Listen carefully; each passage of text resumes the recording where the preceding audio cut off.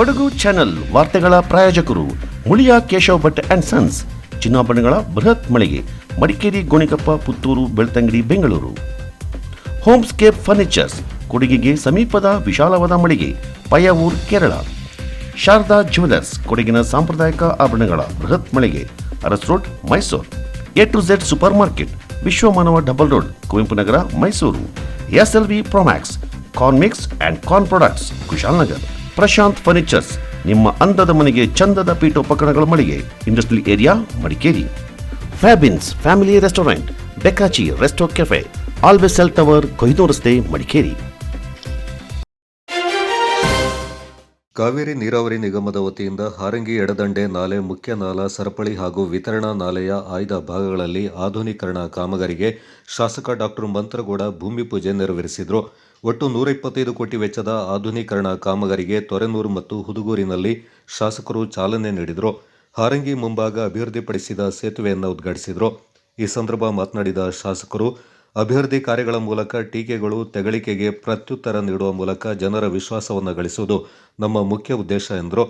ಕ್ಷೇತ್ರ ವ್ಯಾಪ್ತಿ ಅಭಿವೃದ್ಧಿಗೆ ಉಪಮುಖ್ಯಮಂತ್ರಿಗಳು ಆದ ಜಲಸಂಪನ್ಮೂಲ ಸಚಿವರಾದ DK ಶಿವಕುಮಾರ್ ಅವರು ಸಂಪೂರ್ಣ ಸಹಕಾರ ನೀಡುತ್ತಾ ಇರುವುದು ನಮ್ಮ ಭಾಗ್ಯ.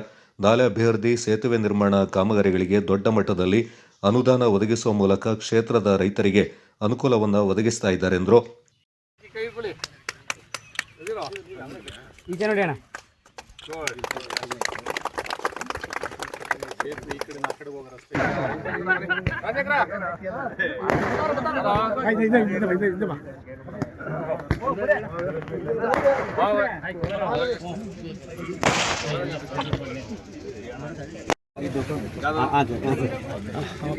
ಸರ್ ಈ ಕಡೆ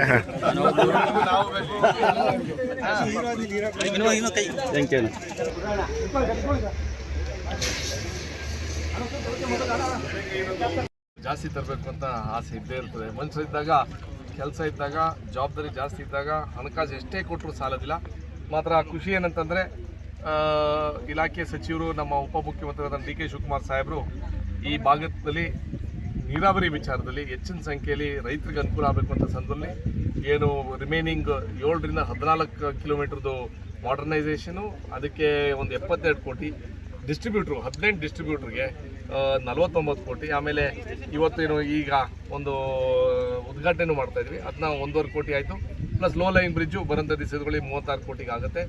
ವಿಶೇಷವಾಗಿ ನಾವು ರೈತರ ಪರವಾಗಿ ನಿಲ್ಲಬೇಕು ಅಂತ ಏನು ನಾವು ನೀರಾವರಿ ಸೌಲಭ್ಯನ ತಲುಪಿಸ್ಬೇಕು ಅಂತ ಸಂದರ್ಭದಲ್ಲಿ ರೈತರನ್ನ ಬಲಪಡಿಸೋದಂಥ ನಮ್ಮ ಜವಾಬ್ದಾರಿ. ಅದೃಷ್ಟ ಅಂತಂದರೆ ಅವ್ರಿಗೂ ಈ ಖಾತೆ ಬರೋದಕ್ಕೆ ನಮಗೊಂದು ರೀತಿಲಿ ಎಲ್ಲ ಕೈ ಜೋಡ್ಸಂಗೆ ಬಂತು. ಯಾಕಂತಂದರೆ ಆ ದೊಡ್ಡ ಮಟ್ಟದಲ್ಲಿ ನೀವು ಹೇಳಿದಂಗೆ ನಮಗೆ ಒಂದು ಸಹಾಯ ಆಗಿದೆ. ಬರೋಂಥ ದಿವಸಗಳು ಇನ್ನೂ ಹೆಚ್ಚಿನ ಸಂಖ್ಯೆಯಲ್ಲಿ ಅನುದಾನ ತಂದು ಹಲವಾರು ಭಾಗದಲ್ಲಿ ತಡೆಗೋಡೆ ಇರ್ಬೋದು, ಕಾವೇರಿ ನದಿಗೆ ರಕ್ಷಣೆ ಕೊಡೋಂಥ ಕೆಲಸ ನಿರಂತರವಾಗಿ ನಾವು ಮಾಡಬೇಕು. ಆ ವಿಚಾರದಲ್ಲಿ ಸನ್ಮಾನ್ಯ ನಮ್ಮ ಉಪಮುಖ್ಯಮಂತ್ರಿ ಆದಂಥ DK ಶಿವಕುಮಾರ್ ಸಾಹೇಬ್ರೆ ನಮ್ಮ ಕ್ಷೇತ್ರದ ಮತದಾರ ಪರವಾಗಿ ಅವರಿಗೆ ಹೃತ್ಪೂರ್ವಕವಾಗಿ ಅಭಿನಂದನೆ ತಿಳಿಸೋಕ್ಕೆ ಇಷ್ಟಪಡ್ತೀನಿ. ನೀವು ಕೆಲವು ಟೈಮಲ್ಲಿ ಆಶ್ಚರ್ಯ ನೀವು ಆಗಿರ್ಬೋದು, ನಮಗೆ ಇನ್ನೂ ಬೇಕಾದಷ್ಟು ಅನುದಾನ ಬೇಕು ಅಂತ ನಮ್ಗೆ ಆಸೆ ಇದೆ. ಮಾತ್ರ ನೀವು ಹೇಳ್ದಂಗೆ ಈ ಕಾಮಗಾರಿನ ಈಗ ಪ್ರಾರಂಭ ಮಾಡೋಂಥ ಕಾಮಗಾರಿನ ಗುಣಮಟ್ಟದ ಕಾಮಗಾರಿ ಆಗಲಿ. ಅದೇ ರೀತಿಲಿ ಬರೋಂಥ ದಿವಸಗಳಲ್ಲಿ ಏನು ಮಿಕ್ಕಿರೋ ಕಾಮಗಾರಿಗಳು ಅದನ್ನ ಸಂಪೂರ್ಣವಾಗಿ ಮುಗಿಸೋಕ್ಕೆ ಅಂತ ನಮ್ಮ ಜವಾಬ್ದಾರಿ ಅಲ್ಲ. ಅದು ಸ್ಪಿಲ್ ಓವರ್ ಡ್ಯಾಮ್ ಅಂತ ಬರ್ತದೆ. ಅದ್ರ ಜೊತೆಯಲ್ಲಿ ನೆಟ್ವರ್ಕಿಂಗಲ್ಲಿ ಅಂದರೆ ಚಿಕ್ಲಿಹೊಳೆ ಏನು ಚಾನಲ್ ಬರ್ತದೆ 28 ಕಿಲೋಮೀಟರ್ ಬರಬೇಕಾಗಿತ್ತು. ಸಮಸ್ಯೆ ಏನಾಗಿದೆ ಅಂತಂದರೆ, ಅದು ಕೋರ್ಟು ಒಂದು ಕಾಗ್ನಿಸೆನ್ಸ್ ತೊಗೊಂಡವ್ರು ಏನೇ ಅಂತಂತಂದರೆ, ಮಾಡರ್ನೈಸೇಷನ್ ಆಫ್ ಚಿಕ್ಲಿಹೊಳೆ ಮಾಡಬೇಕು ಅಂತಂದರೆ ಇಷ್ಟು ಅಚ್ಚುಕಟ್ಟು ಪ್ರದೇಶಕ್ಕೆ ನೀರಾವರಿ ಅನುಕೂಲ ಆಗಬೇಕು ಅಂತ ತೋರಿಸ್ಬೇಕು. ಅಲ್ಲೇನಾಗಿದೆ ಅಂತಂದರೆ, ಅಚ್ಚುಕಟ್ಟಲ್ಲೆಲ್ಲ ಲೇಔಟ್ಗಳು ಡೆವಲಪ್ಮೆಂಟ್ ಹಲವಾರು ವರ್ಷದಿಂದ ಮಾಡ್ಕೊಂಡು ಬಂದವ್ರೆ. ಈಗ ನಮ್ಗೆ ಇಷ್ಟು 5,000 ಎಕರೆ ಕೊಡಿ ಅಂದರೆ ರೈತರ ಜಮೀನು ಕೊಡಿ, ಅದನ್ನ ನಾವು ಸೌಲಭ್ಯ ತಲುಪಿಸ್ತೀವಿ ಅಂತ ನನಗೆ ಗೊತ್ತಿರಂಗೆ ಅದು ವಾದ ನಡೀತಾ ಇದೆ. ಹಂಗೇನಾದರೆ ಅವಕಾಶ ಇದ್ದರೆ 28 ಕಿಲೋಮೀಟರ್ ಮಾಡೋದೇನು ದೊಡ್ಡದೇನಲ್ಲ. ಅದು ಏನು ಈ ಸೈಜ್ ದೊಡ್ಡದೇನು ಚಾನಲ್ ಅಲ್ಲ, ಅದು it is much smaller. But ಅದನ್ನ ಕಾನೂನು ವ್ಯಾಪ್ತಿಗಾಗಿ ಯಾವ ರೀತಿಲಿ ಅದನ್ನ ಕಾನೂನು ರೀತಿಲಿ ನೋಡಿ ಅದನ್ನ ಅನುಕೂಲ ಮಾಡೋಂಥ ಕೆಲಸ ಮಾಡಬೇಕು. ಮಾತ್ರ ನೀವು ಹೇಳ್ದಂಗೆ ಆ ಕೆಲವು ರೈತರುಗಳು ಇನ್ನೂ ಅವೆ, ಮಾತ್ರ ಅವ್ರಿಗೆ ಅನ್ಯಾಯ ಆಗಬಾರ್ದು. ಕುಶಾಲನಗರ ತಾಲೂಕು ಗ್ಯಾರಂಟಿ ಯೋಜನೆಗಳ ಅನುಷ್ಠಾನ ಸಮಿತಿ ಅಧ್ಯಕ್ಷ VP ಶಶಿಧರ್ ಮಾತನಾಡಿದರು. ನೀರಾವರಿ ನಿಗಮದ ಹಾರಂಗಿಯ ಇತಿಹಾಸದಲ್ಲಿ ಪ್ರಥಮ ಎಂಬಂತೆ ಏಕಕಾಲದಲ್ಲಿ 125 ಕೋಟಿಗೂ ಅಧಿಕ ವೆಚ್ಚದ ಕಾಮಗಾರಿಗೆ ಚಾಲನೆ ನೀಡಲಾಗಿದೆ ಎಂದರು. ಅಲ್ಲಿ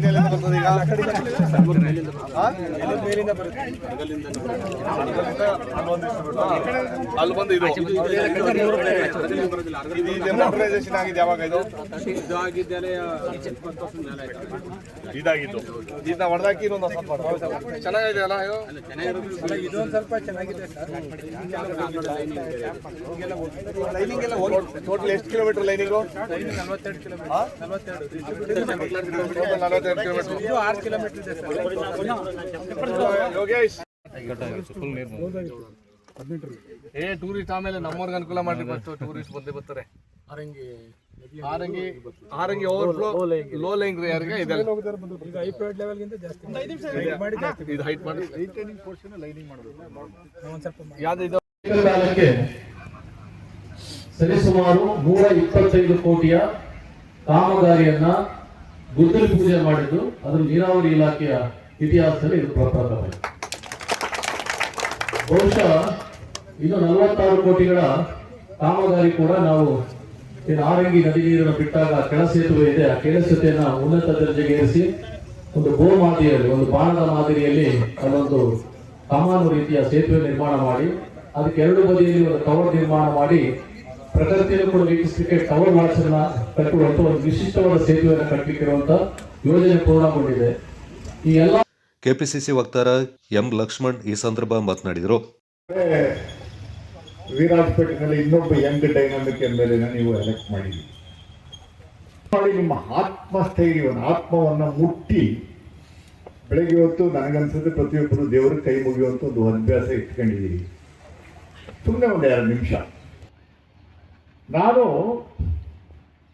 ಈಗ ಬರ್ತಾ ಇರ್ಬೇಕಾದ್ರೆ ಒಂದು ಪೈಲಟ್ ಮೂಲಕ ಒಂದು ಇದು ಕಾರ್ ಹೋಯಿತು. ಅಲ್ಲಿ ಮುಂದೆ ಬಂದು ನಿಲ್ಲಿಸ್ದೆ ಕಾಫಿ ಕುಡಿಯೋಣ ಅಂತ. ಯಾವುದು ಕಾರ್ ಹೋಯ್ತಲ್ಲ, ಯಾರು ಮಿನಿಸ್ಟ್ರ ಅಂತ ಕೇಳಿದೆ ನಾನು. ಸರಿ ಇಲ್ಲ ಸರಿ, ಈ ಭಾಗದ MP ಅವರು ಓದ್ತಾವ್ರೆ ಅಂತ ಅಂದರು. ಇವೆಲ್ಲ elect ಮಾಡಿದ್ದಂತೆ MP.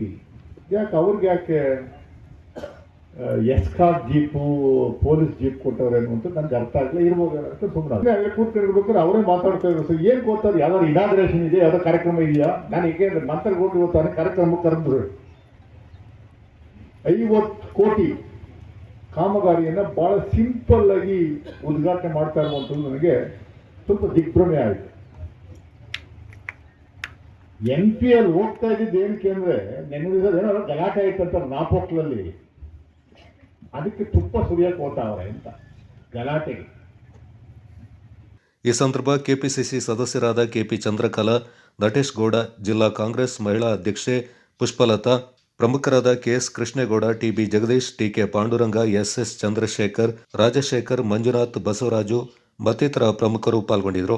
Tahsildar Kiran G Gowraiah, ನೀರಾವರಿ ನಿಗಮದ ಅಧೀಕ್ಷಕರಾದ ಅಭಿಯಂತರ ಸತೀಶ್, ಕಾರ್ಯಪಾಲಕ ಅಭಿಯಂತರ ಐಕೆ ಪುಟ್ಟಸ್ವಾಮಿ ಮತ್ತಿತರ ಪ್ರಮುಖರು ಪಾಲ್ಗೊಂಡಿದ್ದರು.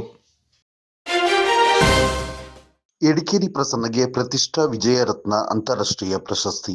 ಮೂಲತಃ ಕೊಡಗು ಜಿಲ್ಲೆಯ ನಿವಾಸಿ, ಸಮಾಜ ಸೇವಕರು ಹಾಗೂ ಬೆಂಗಳೂರಿನಲ್ಲಿ ಉದ್ಯಮಿಯಾಗಿರುವ ಎಡಿಕೇರಿ ಪ್ರಸನ್ನ ಅವರಿಗೆ ವಿಜಯವಾಣಿ ಪತ್ರಿಕೆ ಆಯೋಜಿಸಿದ್ದ ಪ್ರತಿಷ್ಠಾ ವಿಜಯರತ್ನ ಅಂತಾರಾಷ್ಟ್ರೀಯ ಪ್ರಶಸ್ತಿ ದೊರಕಿದೆ. ಇತ್ತೀಚೆಗೆ ದುಬೈನಲ್ಲಿ ಆಯೋಜನೆ ಮಾಡಲಾಗಿದ್ದ ಅದ್ದೂರಿ ಕಾರ್ಯಕ್ರಮದಲ್ಲಿ ಎಡಿಕೇರಿ ಪ್ರಸನ್ನ ಅವರಿಗೆ ಪ್ರಶಸ್ತಿ ಪ್ರದಾನ ಮಾಡಲಾಗಿದ್ದು, ಯುವ ಉದ್ಯಮಿ ಹಾಗೂ ಅವರ ಸಮಾಜ ಸೇವೆಯನ್ನು ಗುರುತಿಸಿ ಈ ಗೌರವವನ್ನು ಸಲ್ಲಿಸಲಾಗಿದೆ.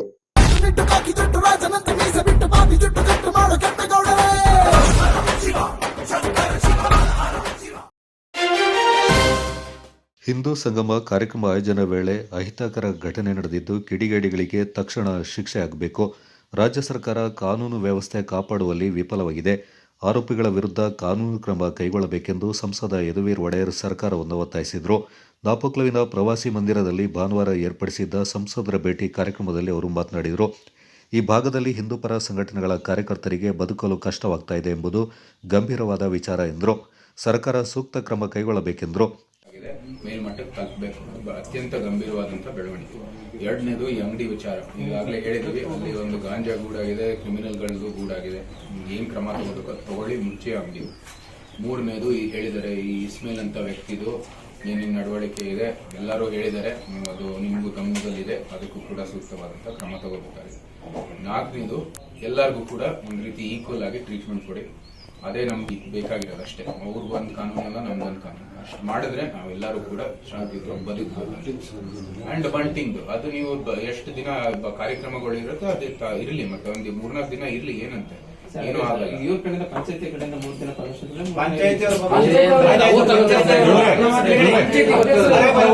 ನಿಮ್ ಜೊತೆಗೆ ಕೆಲಸ ಮಾಡ್ತಾ ಇರೋದು, ನಿಮ್ಮ ಕೊಲಿಗಾಗೇನೆ ನಾವು ಕೆಲಸ ಮಾಡ್ತಾ ಇರೋದು. ನಾವೆಲ್ಲರಿಗೂ ಕೂಡ ಒಂದು ರೀತಿಯಲ್ಲಿ ಸಂವಿಧಾನದ ಅಡಿಯಲ್ಲಿ ಅವ್ರಿಗಿರುವಂತದ್ದು ಕಾನೂನು ನಮ್ಗಿರ್ಬೇಕು, ಅಥವಾ ನಮಗೆ ನೀವು ಜಾರಿ ಮಾಡ್ತಾ ಇರುವಂತದ್ದು ಕಾನೂನು ಅವ್ರಿಗಿರ್ಬೇಕು. ಅದು ಒಂದು. ಎರಡನೇದು, ಇಲ್ಲಿ ಅವರಿಬ್ರು ಮೇಲೆ ಸರಿಯಾದಂತಹ ರೀತಿ ಎಲ್ಲ ಸಾಕ್ಷಿ ಸಮೇತ ನೀವು ರಿಪೋರ್ಟ್ ಕೊಡ್ಲೇಬೇಕಾಗಿದೆ. ನಿಮ್ಗೆ ಕಷ್ಟ ಆಗದ ಆಮೇಲೆ ಪೊಲೀಸಿಂಗ್ಗೋಸ್ಕರನೇ ಕಷ್ಟ ಆಗೋದಿದೆ. ಭವಿಷ್ಯದಲ್ಲಿ ಇದು ಪೊಲೀಸಿಂಗ್ಗೋಸ್ಕರನೇ ಕಷ್ಟ ಆಗುತ್ತೆ. ಇಂಥ ವ್ಯಕ್ತಿಗಳು, ಇಂಥ ಆಲೋಚನೆ ಇರೋರು, ಮತ್ತೆ ಮೂಲಭೂತ ಚಿಂತನೆ ಇರೋರು ಎಲ್ಲರೂ ಕೂಡ ಅವಕಾಶ ಕೊಟ್ರೆ ನಿಮ್ ಪೊಲೀಸ್ ಇಲಾಖೆಗೆ ಕಷ್ಟ ಆಗುತ್ತೆ. ಇಲ್ಲ, ಅವ್ರದ್ದು 3 ತಿಂಗಳು ಇಟ್ಕೊಳ್ಳೋದು, ನಮ್ದು 3 ದಿವಸ ತೆಗೀರಿ ಅಂತೇಳಿ ಕಾನೂನು ಮಾಡಬೇಡಿ, ಎಲ್ಲರಿಗೂ ಒಂದೇ ಮಾಡಿ.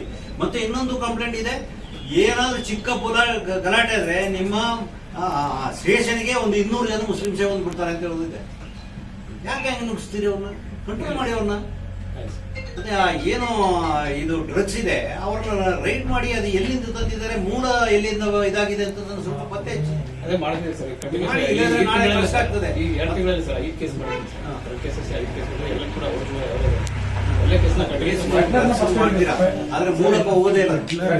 ನಿಲ್ಲೋದಕ್ಕೆ ಸಂಪೂರ್ಣವಾಗಿ ತನಿಖೆ ಮಾಡಿ ಇಂಥ ಒಂದು ಆಲೋಚನೆ ಬೆಳೆಯೋದಕ್ಕೆ, ಇಂಥ ಒಂದು ಏನು ದೃಷ್ಟಿಕೋನವನ್ನು ಬೆಳೆಯೋದಕ್ಕೆ ಏನು ಅವಕಾಶ ಇದೆ ಇವತ್ತು ಮುಂದೆ ಬರ್ತಾ ಇದೆ, ಈಗಲೇ ನಿಲ್ಲಿಸುವಂತ ವ್ಯವಸ್ಥೆ ಆಗಬೇಕಾಗಿದೆ. ಮೇಲ್ಮಟ್ಟದಲ್ಲಿ ಚರ್ಚೆ ಆಗಬೇಕು, ನಿಮ್ದು ಒಂದು ವರದಿ ಹೋಗ್ಬೇಕಾಗಿದೆ.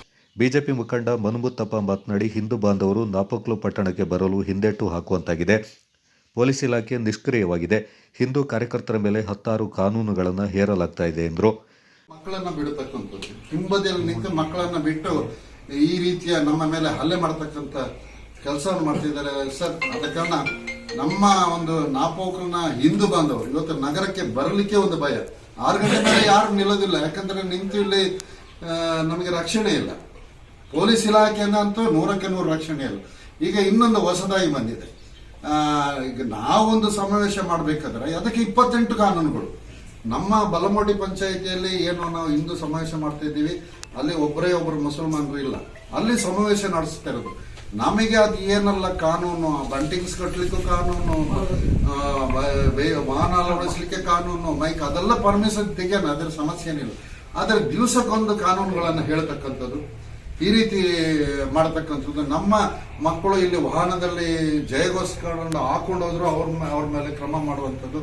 ಮಾಜಿ ಮಂತ್ರಿ, ಮಾಜಿ ಶಾಸಕ ಅಪ್ಪಚ್ಚು ರಂಜನ್, ಜಿಲ್ಲಾ ಬಿಜೆಪಿ ಅಧ್ಯಕ್ಷ ನಾಪಣ್ಣ ರವಿಕಾಳಪ್ಪ, ಬಲ್ಲಮಾವಟಿ ಬಿಜೆಪಿ ಶಕ್ತಿ ಕೇಂದ್ರದ ಅಧ್ಯಕ್ಷ ಕರವಂಡ ಲವನಾಣಯ್ಯ, ಮಡಿಕೇರಿ ನಗರ ಬಿಜೆಪಿ ಅಧ್ಯಕ್ಷ ಸುಬ್ರಹ್ಮಣಿ, ಮಡಿಕೇರಿ ಗ್ರಾಮಾಂತರ ಮಂಡಲ ಬಿಜೆಪಿ ಕಾರ್ಯದರ್ಶಿ ಉಕ್ಕಳಂಡ್ರ ಧನೋಜ್ ಮತ್ತಿತರ ಪ್ರಮುಖರು ಈ ಸಂದರ್ಭ ಪಾಲ್ಗೊಂಡಿದ್ದರು. ಹೋಮ್ಲಿ ಕಿಡಿಗೇಡಿಗಳಿಗೆ ಒಂದು ವೇದಿಕೆ ನಮ್ಮ ಕರ್ನಾಟಕದಲ್ಲಿ ಸೃಷ್ಟಿಯಾಗ್ತದೆ. ರಾಜ್ಯ ಸರ್ಕಾರ ಕಾನೂನು ಮತ್ತು ಸುವ್ಯವಸ್ಥೆ ಸಂಪೂರ್ಣವಾಗಿ ವಿಫಲ ಆಗಿದೆ. ಮತ್ತೊಮ್ಮೆ ಅವರು ಒಂದು ಹಿಡಿತ ತಗೋಬೇಕಾಗಿದೆ, ಅವ್ರ ಕೈಗೆ ಬರಬೇಕಾಗಿದೆ, ಮತ್ತು ನಂತರ ಸೂಕ್ತ ಕ್ರಮ ತಗೋಬೇಕಾಗಿದೆ. ನಿರ್ದಿಷ್ಟವಾಗಿ ಈ ಪ್ರಕರಣದಲ್ಲಿ ಈ ಹಲ್ಲೆ ಮಾಡಿರುವಂಥ ವ್ಯಕ್ತಿ ಈಗಾಗಲೇ ಬಾಂಡ್ ಕೂಡ ಸೈನ್ ಮಾಡಿದ್ದಾನೆ. ಇಂಥ ಒಂದು ವರ್ತನೆ ಇನ್ನೂ ಮಾಡಲ್ಲ ಅಂತ ಆ ಬಾಂಡ್ ಕೂಡ ಇವತ್ತು ಉಲ್ಲಂಘನೆ ಆಗಿರ್ತಕ್ಕಂಥದ್ದು ಬಹಳ ಸ್ಪಷ್ಟವಾಗಿ ಕಾಣ್ತಾ ಇದೆ. ಅದು ಕೂಡ ಪೊಲೀಸ್ ಇಲಾಖೆ ಸೂಕ್ತವಾದಂಥ ಕ್ರಮ ತಗೋಬೇಕು ಅಂತ ನಾವು ಒತ್ತಾಯಿಸಿದ್ದೀವಿ. ಅದು ಕೂಡ ನಾವು Kodagu channel news, Duggala Sadananda, Napoklu. Brake ವಿಫಲಗೊಂಡ ಪರಿಣಾಮ ಚಾಲಕನ ನಿಯಂತ್ರಣ ತಪ್ಪಿದ ಸಾರಿಗೆ ಬಸ್ಸೊಂದು ರಸ್ತೆ ಬದಿಯ ಚರಂಡಿಗೆ ಬಿದ್ದು ವಿದ್ಯುತ್ ಕಂಬಕ್ಕೆ ಅಪ್ಪಳಿಸಿದ ಘಟನೆ ಕಾಟಕೇರಿ ಮಡಿಕೇರಿ ಮುಖ್ಯ ರಸ್ತೆಯಲ್ಲಿ ನಡೆದಿದೆ.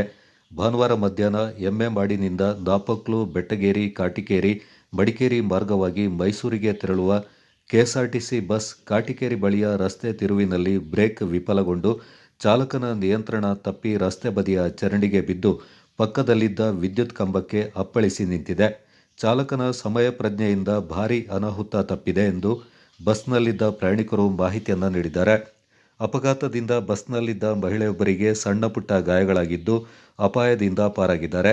ಬಳಿಕ ಬಸ್ನಲ್ಲಿದ್ದ ಪ್ರಯಾಣಿಕರನ್ನ ಮಂಗಳೂರು ಕಡೆಯಿಂದ ಬರುವ ಸಾರಿಗೆ ಬಸ್ನಲ್ಲಿ ಸಂಚರಿಸುವ ವ್ಯವಸ್ಥೆ ಬಸ್ಸಿನ ನಿರ್ವಾಹಕ ಕಲ್ಪಿಸಿದ್ರು. Kodagu channel news, Zakariya, Napoklu. ನಾಪೋಕ್ಲುವಿನಲ್ಲಿ ಇತ್ತೀಚೆಗೆ ನಡೆದ ಹಲ್ಲೆ ಪ್ರಕರಣದಲ್ಲಿ ತನ್ನ ಪುತ್ರ ಭಾಗಿಯಾಗಿಲ್ಲ. ಆದರೆ ತನ್ನ ಪುತ್ರ ಗೌತಮ್ಗೆ ಹಲ್ಲೆ ಮಾಡಿದ್ದಾನೆ ಎಂದು ಕೆಲವು ವ್ಯಕ್ತಿಗಳು ಆರೋಪ ಮಾಡಿದ್ದು, ಇದು ಸತ್ಯಕ್ಕೆ ದೂರವಾಗಿದೆ ಎಂದು ನಾಪೋಕ್ಲು ಬ್ಲಾಕ್ ಕಾಂಗ್ರೆಸ್ ಅಧ್ಯಕ್ಷ ಇಸ್ಮಾಯಿಲ್ ಕೆಎ ಸ್ಪಷ್ಟಪಡಿಸಿದ್ದಾರೆ. ನಗರದಲ್ಲಿ ಸುದ್ದಿಗೋಷ್ಠಿಯಲ್ಲಿ ಮಾತನಾಡಿದ ಅವರು, ತನ್ನ ಪುತ್ರನ ವಿರುದ್ಧ ಆರೋಪ ಮಾಡ್ತಾ ಇರುವವರು ದೇವಸ್ಥಾನದಲ್ಲಿ ಪ್ರಮಾಣ ಮಾಡಿ ನನ್ನ ಪುತ್ರ ಹಲ್ಲೆ ಮಾಡಿದ್ದಾನೆ ಎಂದು ಹೇಳಿದರೆ ಶಿಕ್ಷೆಯನ್ನು ನಾನೇ ಕೊಡಿಸ್ತೇನೆ ಎಂದು ಸವಾಲು ಹಾಕಿದ್ರು. ನಾಪೋಕ್ಲುವಿನಲ್ಲಿ ಪ್ರತಿಭಟನೆ ನಡೆಸುವ ಸಂದರ್ಭ ತನ್ನ ವಿರುದ್ಧ ಧಿಕ್ಕಾರ ಕೂಗಿದ್ದಾರೆ. ಘಟನೆಗೂ ತನಗೂ ಏನು ಸಂಬಂಧವಿದೆ ಎಂದು ಪ್ರಶ್ನೆ ಮಾಡಿದರು. ರಾಜಕೀಯ ಲಾಭಕ್ಕಾಗಿ ಘಟನೆಯನ್ನ ಬಳಸ್ತಾ ಇರುವುದು ತಪ್ಪು. ತನ್ನ ರಾಜೀನಾಮೆ ಕೇಳಲು ಹೈಕಮಾಂಡ್ ಇದ್ದಾರೆ, ಬೇರೆಯವರು ಕೇಳುವ ಅಗತ್ಯವಿಲ್ಲ ಎಂದರು.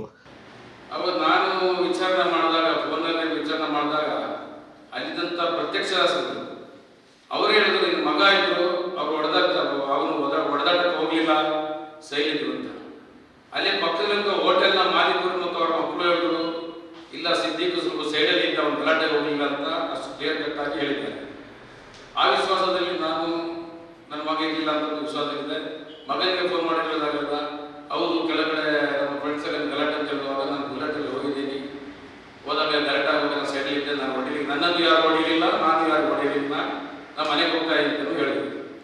ಆದರೆ ಈ ಮನು ಉತ್ತಪ್ಪನವರು ಸೇರಿದಂತಹ ಪ್ರತಿಭಟನೆಯಲ್ಲಿ ಬರೀ ಯಾರು ಹೊಡೆದಿದ್ದಾರೆ ಅವರ ಹೆಸರಿಲ್ಲ, ಅವರ ತಂದೆ ಹೆಸರಿಲ್ಲ, ಬರೀ ಬ್ಲಾಕ್ ಅಧ್ಯಕ್ಷ ಇಸ್ಮಾಯಿಲ್ ಅವಾಗ ಇಸ್ಮಾಯಿಲ್ ಅಂತ ಉದ್ದಕ್ಕೂ ಧಿಕ್ಕಾರ ಹೋಗ್ತಾ ಇದ್ರು.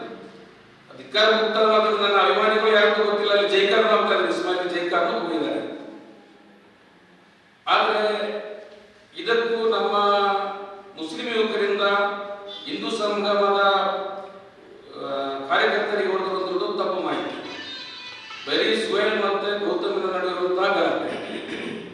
ಅದರಿಂದ ಇದನ್ನು ರಾಜ್ಯಕ್ಕೆ ಲಾಭಕ್ಕೋಸ್ಕರ ಬೇರೆಯವರು ನಮ್ಮ ನಾಪೋಕ್ಲಿನಲ್ಲಿ ಹಿಂದೂ ಮುಸ್ಲಿಮರ ಗಲಾಟೆ ಅಂತ ಹೇಳ್ಬಿಟ್ಟು ಅದನ್ನು ಪರಿಗಣಿಸುವುದು ಬಹಳ ತಪ್ಪು.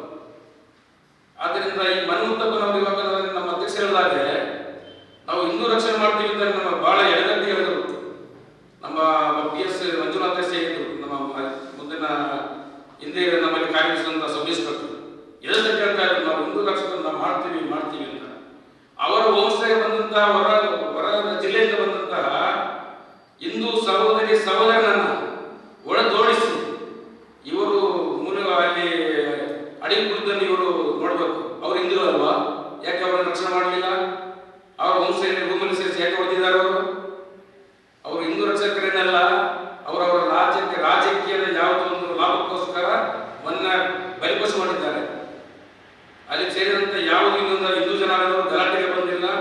ಏನೋ ಈ ತರ ಏನೋ ಹಿಂದೂ ಹೊಡೆದು ಬಿಟ್ಟು ಸಾಯಿಸಿಕೊಳ್ಳೋದಕ್ಕೋಸ್ಕರ ಅಲ್ಲಿ ಒಂದು ಸೇರಿದ್ದಾರೆ ಹೊರತು ಅಲ್ಲಿ ಗಲಭೆಗಳಾಗಿಲ್ಲ, ಯಾವುದೇ ಗುಬೆಗೋಸ್ಕರ ಅವಶ್ಯಕತೆ ಇರಲಿಲ್ಲ. ಈ ಮನುಷ್ಯ ಸುಮ್ಮನೆ ಅಂತ ಕೇಳ್ತಾರೆ. ವೀಡಿಯೋದಲ್ಲಿದೆ ಅವರು ಹೇಳಿದಂತ ಒಂದು ಮಾತುಗಳು, ಒಬ್ಬ ಕತ್ತಿದಂತ, ಒಬ್ಬ ಕಣ್ಣೆದಂತ, ಕೊಲ್ಲು ಅಂತ ಹೇಳ್ತಾರೆ ಅಂತ. ನಾನು KG ಒಂದು ಕಡೆ ಆರೋಪಿಗಳು ಅಂತ ಹೇಳುವವರು ಜೈಲಲ್ಲಿದ್ದಾರೆ, ತಕ್ಕ ಕಾನೂನು ಶಿಕ್ಷೆಯನ್ನು ನಮ್ಮ ಪೊಲೀಸ್ ಅಧಿಕಾರಿಗಳು ನೀಡುತ್ತಾರೆ, ಕೋರ್ಟ್ ತೀರ್ಮಾನ ಮಾಡುತ್ತಾರೆ, ನ್ಯಾಯಾಲಯ ತೀರ್ಮಾನ ಮಾಡುತ್ತಾರೆ. ನಾಪೋಕ್ಲು ಜಮಾತ್ ಅಧ್ಯಕ್ಷ ಅಬ್ದುಲ್ ರೆಹಮಾನ್ ಮಾತನಾಡಿ, ಮಕ್ಕಳ ನಡುವಿನ ಜಗಳವನ್ನ ಧರ್ಮಗಳ ನಡುವೆ ತಂದು ಹಾಕಿ ಕೆಲವು ವ್ಯಕ್ತಿಗಳು ರಾಜಕೀಯ ಬೇಳೆ ಬೇಯಿಸಿಕೊಳ್ಳಲು ಪ್ರಯತ್ನಿಸ್ತಾ ಇದ್ದಾರೆ ಎಂದು ಆರೋಪಿಸಿದರು. ವಾಹನ ನಿಲುಗಡೆ ವಿಚಾರದಲ್ಲಿ ಕಲಹ ಏರ್ಪಟ್ಟು ಬರಿಗೈಯಲ್ಲಿ ಹೊಡೆದಾಡಿಕೊಂಡಿದ್ದಾರೆ. ಆದರೆ ಉದ್ದೇಶಪೂರ್ವಕವಾಗಿ ಹಿಂದೂಗಳ ಮೇಲೆ ಹಲ್ಲೆ ಮಾಡಲಾಗಿದೆ ಎಂದು ಕೆಲವು ವ್ಯಕ್ತಿಗಳು ಪ್ರತಿಬಿಂಬಿಸಿ ಪ್ರತಿಭಟನೆ ನಡೆಸಿದ್ದಾರೆ. ನಾಪೋಕ್ಲು ವ್ಯಾಪ್ತಿಯಲ್ಲಿ ಹಿಂದೂ, ಮುಸ್ಲಿಂ, ಕ್ರೈಸ್ತರೆಲ್ಲರೂ ಸಾಮರಸ್ಯದಿಂದ ಜೀವನ ಸಾಗಿಸ್ತಾ ಇದ್ದಾರೆ. ಗೌರಿ ಗಣೇಶ, ರಂಜಾನ್, ಕ್ರಿಸ್ಮಸ್ ಹಬ್ಬವನ್ನು ಎಲ್ಲರೂ ಒಗ್ಗಟ್ಟಾಗಿ ಆಚರಣೆ ಮಾಡ್ತಾ ಇದ್ದೇವೆ. ಆದರೆ ರಾಜಕೀಯ ಲಾಭಕ್ಕಾಗಿ ಧರ್ಮಗಳ ನಡುವೆ ಶಾಂತಿ ಕದಡುವ ಯತ್ನ ಮಾಡಲಾಗ್ತಾ ಇದೆ ಎಂದು ಬೇಸರ ವ್ಯಕ್ತಪಡಿಸಿದರು. ಅದು ಅಂಶಾಂಶಗಳಲ್ಲಿ ಸುವೇಲ್ಗೂ ತಂದೆ ಅವರು ಬೇಟರು ಅವರು ಅಂಶಾಂಶಗಳಾದ್ರೆ ಅದನ್ನು ಮಡಿಕೇರಿ ಬ್ಲಾಕ್ ಕಾಂಗ್ರೆಸ್ ಅಧ್ಯಕ್ಷ ಮಗ ಅಂತ ಬರ್ಬಿಟ್ಟು ಅದು ಸನ್ಮಾನ್ಯ ಶಾಸಕರು ಹೇಳಿ ಮಾಜಿ ಶಾಸಕರು ಹೇಳಿದ್ರು ಅಂತ ಮಾತು ಬಿಡಿಸಕ್ಕೆ ಹೋದಾಗ 3 ಜನ ಅರೆಸ್ಟ್ ಮಾಡಿದ್ರು ಅಂತ ಹೇಳ್ತಾರೆ. ಹೌದು, ಪೊಲೀಸ್ನವರು ದಾಖಲೆ ಯಾವ ಸಾಕ್ಷಿ ಅರೆಸ್ಟ್ ಮಾಡ್ತಾರೆ ಸುಮ್ಮನೆ. ಅದೇ ಅಲ್ಲಿ ಇದೆಲ್ಲ ಸಾಕ್ಷಿಗಳು ಅಲ್ಲಿ ಆ ಸ್ಪಾಟ್ ಅಲ್ಲಿ ಇದ್ರಲ್ಲ ಎಲ್ಲಿ ಮತ್ತೆ ಅಲ್ಲಿ ಏನು ಅಂತ ಹೇಳಿದ್ರೆ ಅಷ್ಟು ಪ್ರೆಸರ್ ಆಗ್ತಾರಲ್ಲ ಪೊಲೀಸ್ ಇಲಾಖೆಯವರು ಏನ್ ಮಾಡ್ತಾರೆ ಅಂತ ಹೇಳಿದ್ರೆ ಪರಿಸ್ಥಿತಿಯನ್ನು ನಿಯಂತ್ರಣದಲ್ಲಿ ತರುವುದಕ್ಕೆ ಅರೆಸ್ಟ್ ಮಾಡ್ತಾರೆ. ಕಂಪ್ಲೇಂಟ್ ಕೊಟ್ಟ ಮೇಲೆ ಕಂಪ್ಲೇಂಟ್ ಎಲ್ಲ ಅವರು ಮೆನ್ಷನ್ ಮಾಡಿದ್ದಾರೆ ಇವರ ಹೆಸರುಗಳು.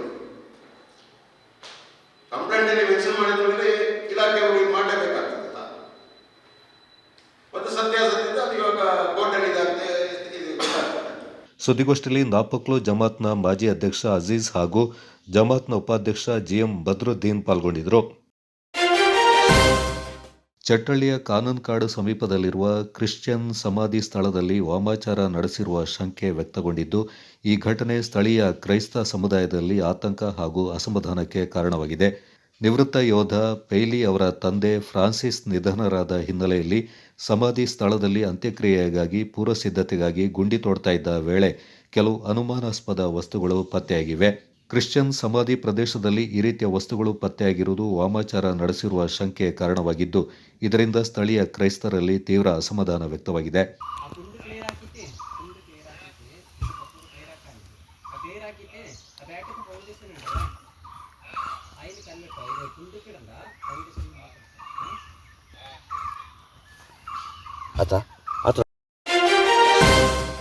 ಅತ್ಯುನ್ನತ ಶೈಕ್ಷಣಿಕ ಸಾಧನೆಗಾಗಿ ಅಂತಾರಾಷ್ಟ್ರೀಯ ಖ್ಯಾತಿಯ ವೈದ್ಯ ಹಾಗೂ ವಿಜ್ಞಾನಿ ಕೊಡಗು ಜಿಲ್ಲೆಯ ಡಾಕ್ಟರ್ ನವಿತಾ ಸೋಮಯ್ಯ ಅವರಿಗೆ ಯುನೈಟೆಡ್ ಕಿಂಗ್ಡಮ್ನ ಶೈಕ್ಷಣಿಕ ಮತ್ತು ಸಂಶೋಧನಾ ವಲಯದ ಅತ್ಯುನ್ನತ ರಾಷ್ಟ್ರೀಯ ಗೌರವವಾದ ಕ್ವೀನ್ ಎಲಿಜಬೆತ್ ಪ್ರಶಸ್ತಿ ದೊರೆತಿದೆ. ಕ್ವೀನ್ ಎಲಿಜಬೆತ್ ಪ್ರಶಸ್ತಿಯು ಜಾಗತಿಕ ಕ್ಯಾನ್ಸರ್ ಆರೈಕೆಯಲ್ಲಿ ಇನ್ಸ್ಟಿಟ್ಯೂಟ್ ಆಫ್ ಕ್ಯಾನ್ಸರ್ ರಿಸರ್ಚ್ನ ಪರಿವರ್ತಕ ಪಾತ್ರವನ್ನು ಗುರುತಿಸುತ್ತೆ. ಬದುಕುಳಿಯುವಿಕೆಯನ್ನು ಸುಧಾರಿಸುವುದು, ಆರೋಗ್ಯ ವೆಚ್ಚವನ್ನು ಕಡಿಮೆ ಮಾಡುವುದು ಮತ್ತು ಅಂತಾರಾಷ್ಟ್ರೀಯ ಚಿಕಿತ್ಸಾ ಮಾನದಂಡಗಳನ್ನು ರೂಪಿಸುವ ಅಂಶವನ್ನು ಒಳಗೊಂಡಿದೆ. ಸ್ತನ ಕ್ಯಾನ್ಸರ್ ಸಂಶೋಧನೆಯನ್ನು ಪ್ರತಿನಿಧಿಸುವ ಭಾಗವಾಗಿ ಡಾಕ್ಟರ್ ನವಿತಾ ಸೋಮಯ್ಯ ಈ ಗೌರವವನ್ನು ಸ್ವೀಕರಿಸಿದ್ದಾರೆ. ಕಿಂಗ್ ಚಾರ್ಲ್ಸ್ ಹಾಗೂ ಕ್ವೀನ್ ಕ್ಯಾಮಿಲ್ಲಾ ಅವರು ಪ್ರಶಸ್ತಿಯನ್ನು ಸ್ವೀಕರಿಸಲು ಡಾಕ್ಟರ್ ನವಿತಾ ಸೋಮಯ್ಯ ಅವರನ್ನು ಐಸಿಆರ್ ತಂಡದ ಭಾಗವಾಗಿ ಆಹ್ವಾನ ಮಾಡಿದರು. ಪ್ರಶಸ್ತಿಗಾಗಿ ಆಯ್ಕೆಯಾದ ಐಸಿಆರ್ನ 8 ವಿಜ್ಞಾನಿಗಳಲ್ಲಿ ಇವರು ಒಬ್ಬರು. ಫೆಬ್ರವರಿ 24ರಂದು ಸೈಂಟ್ ಜೇಮ್ಸ್ ಪ್ಯಾಲೇಸ್ನಲ್ಲಿ ಪ್ರತಿಷ್ಠಿತ ಪ್ರಶಸ್ತಿಯನ್ನು ಸ್ವೀಕಾರ ಮಾಡಿದರು. ಸ್ತನ, ಪ್ರಾಸ್ಟೇಟ್, ತಲೆ ಮತ್ತು ಕುತ್ತಿಗೆ ಕ್ಯಾನ್ಸರ್ಗಳ ಕುರಿತು ಬೋಧನೆ, ಸಂಶೋಧನೆ ಹಾಗೂ ಅಭ್ಯಾಸ ಅಲ್ಲದೆ ಬದಲಾಯಿಸುವ ಕ್ಲಿನಿಕಲ್ ಪ್ರಯೋಗಗಳಿಗೆ ಐಸಿಆರ್ನ ಪ್ರವರ್ತಕ ಕೊಡುಗೆಗಳಿಂದ ಈ ಪ್ರತಿಷ್ಠಿತ ಪ್ರಶಸ್ತಿ ಗುರುತಿಸುತ್ತೆ. ಇದು ವಿಶ್ವದಾದ್ಯಂತ ಕ್ಯಾನ್ಸರ್ ಆರೈಕೆಯನ್ನು ಪರಿವರ್ತಿಸಿದೆ. ಭಾಗಮಂಡಲದ ಶ್ರೀ ಕಾವೇರಿ ವಿದ್ಯಾಸಂಸ್ಥೆಯ ಅಭಿವೃದ್ಧಿಯನ್ನು ಸಹಿಸಲಾಗದ ಕೆಲವು ಕಿಡಿಗೇಡಿಗಳು ಶ್ರೀ ಕಾವೇರಿ ವಿದ್ಯಾಸಂಘ, ಶ್ರೀ ಆದಿಚುಂಚನಗಿರಿ ಮಹಾಸಂಸ್ಥಾನ ಮಠ ಹಾಗೂ ಶ್ರೀ ಕಾವೇರಿ ಪೂರ್ವ ಕಾಲೇಜಿನ ಪ್ರಾಂಶುಪಾಲ ದಿವಾಕರ ಕೆಜೆ ಅವರ ವಿರುದ್ಧ ದುರುದ್ದೇಶದಿಂದ ಆಧಾರರಹಿತ ಆರೋಪಗಳನ್ನು ಮಾಡುತ್ತಿದ್ದಾರೆ ಎಂದು ಶ್ರೀ ಕಾವೇರಿ ವಿದ್ಯಾಸಂಘದ ನಿರ್ದೇಶಕರಾದ ಹೊಸೂರು ಸತೀಶ್ ಜೋಯಪ್ಪ ಅವರು ಅಸಮಾಧಾನ ವ್ಯಕ್ತಪಡಿಸಿದ್ದಾರೆ. ನಗರದಲ್ಲಿ ಸುದ್ದಿಗೋಷ್ಠಿಯಲ್ಲಿ ಮಾತನಾಡಿದ ಅವರು, ಅಪಪ್ರಚಾರದಲ್ಲಿ ತೊಡಗಿರುವವರ ವಿರುದ್ಧ ಆಡಳಿತ ಮಂಡಳಿ ಕೈಗೊಂಡಿರುವ ಎಲ್ಲ ಶಿಸ್ತು ಕ್ರಮಗಳಿಗೆ ಸಂಬಂಧಿಸಿದ ವಿಡಿಯೋ, ಆಡಿಯೋ ಹಾಗೂ ಪ್ರತ್ಯಕ್ಷದರ್ಶಿಗಳ ಸಾಕ್ಷಿ ಇದೆ. ಇವರುಗಳು ಆಡಳಿತ ಮಂಡಳಿ ಕೈಗೊಂಡ ಶಿಸ್ತು ಕ್ರಮಕ್ಕೆ ಕೋಪಗೊಂಡು ಈ ರೀತಿಯ ಊರಿನಲ್ಲಿಲ್ಲದ ಹಾಗೂ ಕಾಲೇಜಿನ ವಿಷಯಗಳೇ ಗೊತ್ತಿಲ್ಲದ ವ್ಯಕ್ತಿಗಳನ್ನು ಬಳಸಿಕೊಂಡು ಶ್ರೀ ಕಾವೇರಿ ವಿದ್ಯಾಲಯ ಪ್ರಾಂಶುಪಾಲರು, ಆಡಳಿತ ಮಂಡಳಿ, ಶ್ರೀ ಆದಿಚುಂಚನಗಿರಿ ಮಹಾಸಂಸ್ಥಾನ ಮಠದ ಘನತೆ ಸೇವೆಗಳಿಗೆ ಧಕ್ಕೆಯಾಗುವಂತಹ ಕಾರ್ಯಚಟುವಟಿಕೆಗಳಲ್ಲಿ ದಿನನಿತ್ಯ ತೊಡಗಿಸಿಕೊಳ್ಳುತ್ತಿದ್ದಾರೆ ಎಂದು ಸ್ಪಷ್ಟಪಡಿಸಿದರು. ಶ್ರೀ ಕಾವೇರಿ ಪದವಿ ಪೂರ್ವ ಕಾಲೇಜಿನ ಗೌರವಾನ್ವಿತ ಪ್ರಾಂಶುಪಾಲರಾದ ಶ್ರೀಯುತ ದಿವಾಕರ ಕೆಜೆ ಅವರು ದಕ್ಷ ಮತ್ತು ಪ್ರಾಮಾಣಿಕ ವ್ಯಕ್ತಿಯಾಗಿದ್ದು, ಸಂಸ್ಥೆಯಲ್ಲಿ 36 ವರ್ಷಗಳ ಸುದೀರ್ಘ ಸೇವೆಯನ್ನು ಸಲ್ಲಿಸಿದ್ದು, ಇದೇ ವರ್ಷ ಏಪ್ರಿಲ್ನಲ್ಲಿ ಸೇವೆಯಿಂದ ನಿವೃತ್ತರಾಗಲಿದ್ದಾರೆ. ಶ್ರೀ ಕಾವೇರಿ ಪದವಿ ಪೂರ್ವ ಕಾಲೇಜಿನ ಬೆಳವಣಿಗೆಯಲ್ಲಿ ಇವರ ಪಾತ್ರವೂ ಕೂಡ ಮುಖ್ಯವಾಗಿದೆ. ಇಂದು ಕೊಡಗು ಜಿಲ್ಲೆಯಾದ್ಯಂತ ಅಪಾರ ವಿದ್ಯಾರ್ಥಿ ಬಳಗವನ್ನು ಹೊಂದಿದ್ದು, ಇವರ ಏಳಿಗೆ ಮತ್ತು ಖ್ಯಾತಿಯನ್ನು ಸಹಿಸದ ಅಮಾನತ್ತಾಗಿರುವ ಶಿಕ್ಷಕರು, ಉಪನ್ಯಾಸಕರು ಹಾಗೂ ಸಂಬಂಧವೇ ಇಲ್ಲದ ಕೆಲವರು ತೇಜೋವಧೆ ಮಾಡುತ್ತಿದ್ದು, ಇದು ಅತ್ಯಂತ ಹೇಯ ಕೃತ್ಯವಾಗಿದೆ. ಪ್ರಾಂಶುಪಾಲರ ಪುತ್ರಿ 2018-19ನೇ ಸಾಲಿನಲ್ಲಿ ನೀಟ್ ಪರೀಕ್ಷೆಯಲ್ಲಿ ತೇರ್ಗಡೆಯಾಗಿ ಸರ್ಕಾರಿ ಕೋಟಾದಲ್ಲಿ ಶ್ರೀ ಆದಿಚುಂಚನಗಿರಿ ಮಹಾಸಂಸ್ಥಾನದ ಕಾಲೇಜಿನಲ್ಲಿ MBBS ವೈದ್ಯಕೀಯ ಶಿಕ್ಷಣ ಪಡೆದಿದ್ದಾರೆ. ಆದರೆ ನೀಟ್ ಪ್ರವೇಶ ಪರೀಕ್ಷೆಯ ಗಂಧಗಾಳಿ ಗೊತ್ತಿಲ್ಲದ ಕೆಲವು ಅಜ್ಞಾನಿಗಳು ಇವರ ಮತ್ತು ಇವರ ಕುಟುಂಬದ ಬಗ್ಗೆ ಅಪಪ್ರಚಾರ ಮಾಡುವುದು ದುರಂತವಾಗಿದೆ. ಇವರ ಮೇಲೆ ಮಾಡಿರುವ ಆರೋಪಗಳು ಸಂಪೂರ್ಣ ಸುಳ್ಳಾಗಿದೆ ಎಂದು ಹೊಸೂರು ಸತೀಶ್ ಜೋಯಪ್ಪ ತಿಳಿಸಿದರು. ಶ್ರೀ ಕಾವೇರಿ ವಿದ್ಯಾಸಂಘವು 1960ರ ದಶಕದಲ್ಲಿ ಆರಂಭಗೊಂಡಿದ್ದು, ಅಂದಿನಿಂದ ಭಾಗಮಂಡಲ ನಾಡಿಗೆ ಶಿಕ್ಷಣ ಸೇವೆಯನ್ನು ಒದಗಿಸುತ್ತಾ ಬಂದಿದೆ. ಇತ್ತೀಚಿನ ವರ್ಷಗಳಲ್ಲಿ ಆರ್ಥಿಕ ಸಂಕಷ್ಟ, ವಿದ್ಯಾರ್ಥಿಗಳ ದಾಖಲಾತಿ ಕೊರತೆ ಕಾರಣದಿಂದ ಶ್ರೀ ಆದಿಚುಂಚನಗಿರಿ ಮಹಾಸಂಸ್ಥಾನ ಮಠದ ಪರಮ ಪೂಜ್ಯರು ಶ್ರೀ ಕಾವೇರಿ ವಿದ್ಯಾಸಂಘದ ಆಡಳಿತವನ್ನು ವಹಿಸಿಕೊಂಡರು. ಪರಮ ಪೂಜ್ಯರು ಆಡಳಿತವನ್ನು ವಹಿಸಿಕೊಂಡ ನಂತರ ದೊಡ್ಡ ಮಟ್ಟದ ಅಭಿವೃದ್ಧಿ ಕಾರ್ಯಗಳನ್ನು ಕೈಗೊಂಡು ನಮ್ಮ ಭಾಗಮಂಡಲ ನಾಡಿನ ಜನರ ನಿರ್ಧಾರವನ್ನು ಸರಿದೂಗಿಸಿದ್ದಾರೆ. ಇಲ್ಲಿ ಯಾವುದೇ ರೀತಿಯ ಅವ್ಯವಹಾರಗಳು ನಡೆದಿರುವುದಿಲ್ಲ. ಎಲ್ಲ ಪ್ರಕ್ರಿಯೆಗಳು ಕಾನೂನಿನ ಚೌಕಟ್ಟಿನಲ್ಲಿಯೇ ನಡೆದಿದೆ ಹಾಗೂ ಎಲ್ಲ ವಿಚಾರಗಳಿಗೂ ಅಗತ್ಯ ದಾಖಲೆಗಳಿದ್ದು ಶಿಕ್ಷಣವನ್ನು ಬೆಳೆಸುವುದು ಮತ್ತು ಪ್ರೋತ್ಸಾಹಿಸುವುದೇ ನಮ್ಮ ನಿಲುವಾಗಿದೆ ಎಂದರು.